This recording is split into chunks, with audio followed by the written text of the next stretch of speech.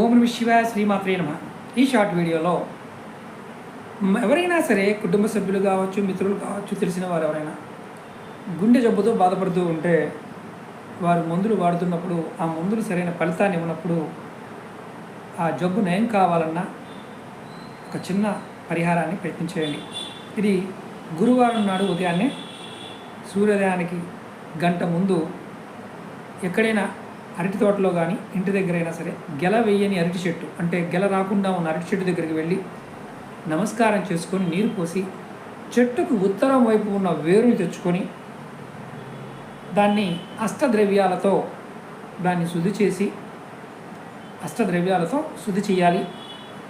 దాన్ని ఆ అరటి వేరుని 3 ముక్కలుగా కట్ చేసి పసుపు, అంటే మామూలుగా పసుపు రంగు ఉన్న సిల్క్ వస్త్రంలో దాన్ని కట్టి కుడి చేతి దండానికి కట్టుకోండి. అంటే ఇక్కడ కట్టుకోవాలి.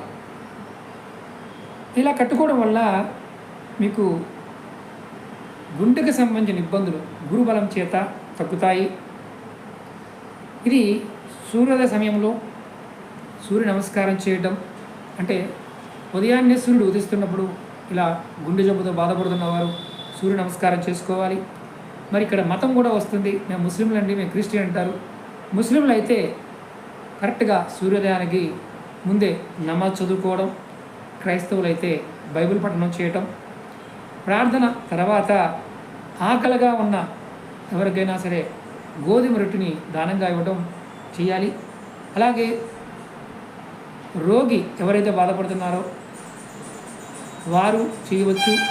అలాగే ఈ పరిహారాన్ని ఇంకెవరు చేయవచ్చయ్యా అంటే రుణ బాధలు, సంతాన బాధలు, సుఖం లేకపోవడం, విద్యలో విజయం లభించకపోవడం, ఉద్యోగాల్లో అభివృద్ధి లేని వారు కూడా ఇది చేయొచ్చు. దానివల్ల రోగాలు తగ్గుతాయి, రుణ బాధలు కూడా తొలుగుతాయి, సంతానం కలుగుతుంది, సుఖం లభిస్తుంది, విద్యలో విజయం లభిస్తుంది, ఉద్యోగంలో కూడా అభివృద్ధి కలుగుతుంది.